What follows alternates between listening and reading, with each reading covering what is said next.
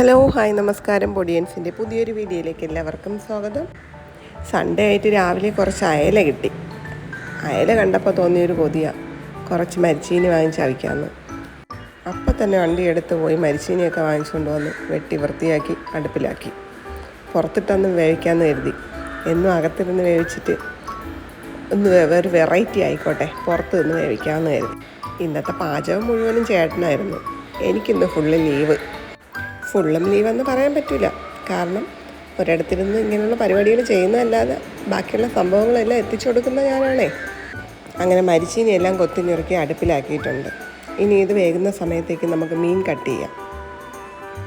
അപ്പം ഞാൻ മീൻ കട്ട് ചെയ്യാൻ പോയി. ആ സമയത്തേക്ക് കുഞ്ഞുള്ളിയും പച്ചമുളകും അതിലേക്ക് വേണ്ട വെളുത്തുള്ളിയും കുരുമുളകും അങ്ങനെയുള്ള സംഭവങ്ങളെല്ലാം റെഡിയാക്കി എടുത്തിട്ടുണ്ടായിരുന്നേ.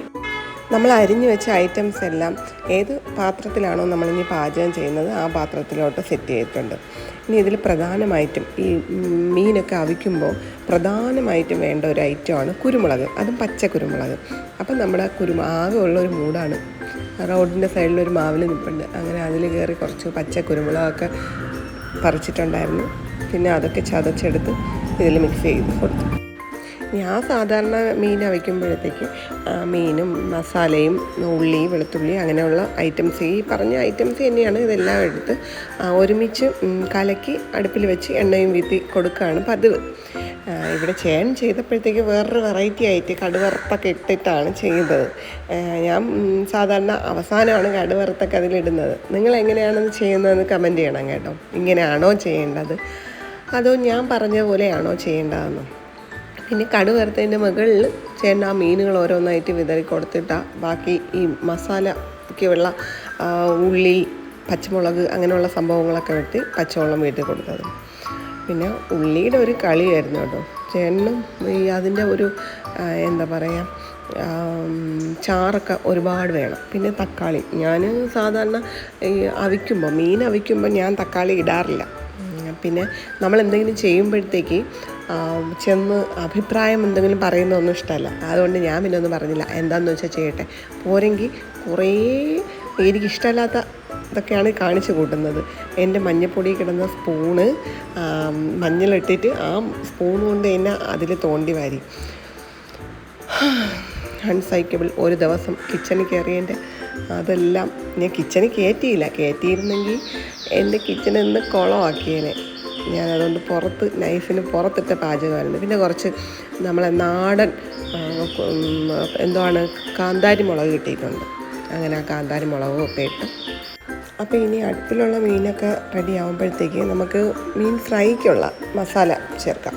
അപ്പോൾ അതിനായിട്ട് ഇഞ്ചി വെളുത്തുള്ളി പേസ്റ്റൊക്കെ ഇട്ടിട്ടുണ്ടായിരുന്നു. പിന്നെ മുളക് പൊടി, മഞ്ഞൾപ്പൊടി, കുറച്ച് മല്ലിപ്പൊടി, വേണ്ട മസാലപ്പൊടി, കറി മസാല, പിന്നെ ഒരുപാട് കുരുമുളക് മുന്തി നിൽക്കുന്നതായിരിക്കും നല്ലത് ഫ്രൈ ഒക്കെ ചെയ്യുമ്പോഴേക്കും. പിന്നെ ഇതിൽ സെപ്പറേറ്റ് ഇടുന്നതെന്ന് പറഞ്ഞാൽ ഒരു തക്കാളി നന്നായിട്ട് ഇടിച്ച് ചതച്ച് ആ ഒരു തക്കാളിയും കൂടെ ഇടും. അത് മസാലയ്ക്കൊരു ടേസ്റ്റ് ഉണ്ടാവും. സൂപ്പറായിരിക്കും കേട്ടോ. അപ്പോൾ നമ്മൾ മസാലയൊക്കെ ഇവിടെ റെഡി ആയിട്ടുണ്ട്. ഇനി മീൻ നന്നായിട്ട് ഈ മസാലയുടെ മിക്സ് ചെയ്തെടുക്കാം. ശേഷം നന്നായി ഫ്രൈ ചെയ്തെടുക്കണം. ഈ മസാല ഇട്ടതിന് ശേഷം ഒരു 5-10 മിനിറ്റ് ഒന്ന് റെസ്റ്റ് ചെയ്യാൻ വയ്ക്കുന്നത് നന്നായിരിക്കും കേട്ടോ. അപ്പോൾ മസാലയൊക്കെ നല്ലതായിട്ട് പിടിക്കും. അങ്ങനെ നമ്മൾ മീനൊക്കെ ഫ്രൈ ചെയ്തു. എല്ലാ പാചകവും കഴിഞ്ഞു. ഇനി നമ്മൾ കഴിക്കാനുള്ള തയ്യാറെടുപ്പിനായിട്ട് ഒരു വാഴയില വെട്ടാൻ പോവുകയാണ്. Sunday is my special day. Sunday എല്ലാ ആഴ്ചകളിലും നമ്മൾ ചോറ് കഴിക്കുന്നതായാലും എന്ത് സ്പെഷ്യൽ ഉണ്ടാക്കി കഴിച്ചാലും നമ്മൾ ഒരുമിച്ച് ഒറ്റ ഇലയിലാണ് കഴിക്കാറ്. അപ്പോൾ നമ്മൾ ഇല മുറിച്ച് അതിനകത്ത് മരിച്ചീനിയൊക്കെ ഇട്ട് അതിൻ്റെ മുകളിലായിട്ട് നമ്മൾ അയല അവിച്ചതും കൂടെ ഇടുകയാണ്. നമ്മൾ ഫ്രൈ ഇവിടെ റെഡി ആയിട്ടുണ്ട്. ഇനി നമുക്കൊന്ന് കഴിച്ച് നോക്കാം. ഇതിലെല്ലാം ഏറ്റവും കൂടുതൽ നിൽക്കുന്നത് കറിവേപ്പിലയാണ്. കാരണം കറിവേപ്പില കഷായം പോലെയാണ് ചേട്ടൻ വലിച്ചു വാരി ഇടുന്നത്. ഇത്രയൊക്കെ കറി ഉണ്ടെങ്കിലും നമുക്ക് പ്രധാനപ്പെട്ട ഒന്നാണ് ചമ്മന്തി, അതും കിഴങ്ങ് വയ്ക്കുമ്പോൾ. അങ്ങനെ അതിൻ്റെ ഇടയ്ക്ക് ഞാൻ ചമ്മന്തിയും കുറച്ച് അരച്ചിട്ടുണ്ട്. ഇനി ഇതെല്ലാം കൂട്ടി ഒരു പിടി പിടിക്കാം. ഇനി നമുക്കിതിൻ്റെ കുറച്ച് ചാറും കൂടെ ഒഴിക്കാം. അപ്പോൾ ഒന്ന് കുഴഞ്ഞ് കിട്ടും. ഇനി ഇതിൽ എത്ര കറി ഉണ്ടെങ്കിലും ചേട്ടന് മസ്റ്റാണ് ഫ്രൈ ഉണ്ടെങ്കിൽ ഉള്ളി. അങ്ങനെ ഉള്ളിയൊക്കെ അരിഞ്ഞ് നമ്മളൊന്ന് തുടങ്ങുകയാണ് കേട്ടോ. ആദ്യത്തെ കഷ്ണം എടുത്ത് കഴിച്ച് പുള്ളിക്കാരൻ്റെ മുഖം കണ്ടപ്പോഴേ മനസ്സിലായി ഇഷ്ടപ്പെട്ട്. അപ്പോൾ ഇന്നത്തെ വീഡിയോ ഇത്രയേ ഉള്ളൂ. എല്ലാവർക്കും ടാറ്റ ബൈ ബൈ. അടുത്ത വീഡിയോയുമായി ഉടൻ വരുന്നതാണ്. ഇനി നമ്മൾ ഇപ്പോൾ കഴിച്ചുകൊണ്ടിരിക്കുന്നതിനൊരു തീരുമാനം ഉണ്ടാക്കട്ടെ. അപ്പോൾ ടാറ്റ ബൈ ബൈ.